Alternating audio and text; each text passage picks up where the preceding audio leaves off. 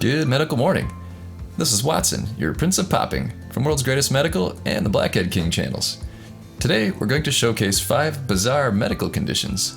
But first, can you identify the YouTube doctor who's performing this dermatology procedure? Leave your answers below. I'll bet the true popaholics know him. The first clip comes to us from @GreatestMedical on Instagram. I'll put a link below. It's an incredible wart removal procedure. Wow.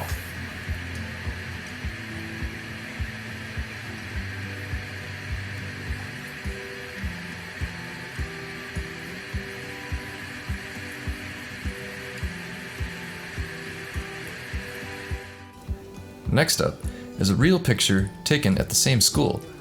One child was infected with smallpox and the other was vaccinated. I think you can tell which is which. Vaccination is a controversial topic to some people. Check out the pro and con discussion that will occur in the comments.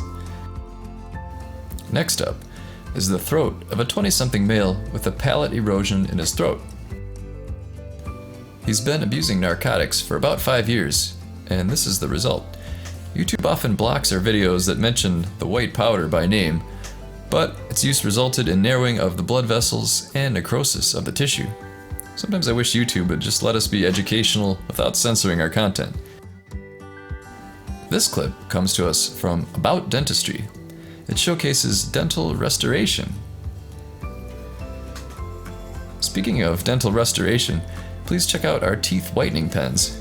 They make a great gift and are perfect for travel.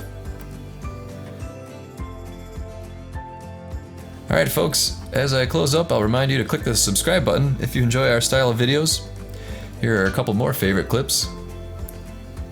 And like I said, check out those whitening pens in the description below, and feel free to throw us a like. Snooki shares the secrets to her 50-pound weight loss.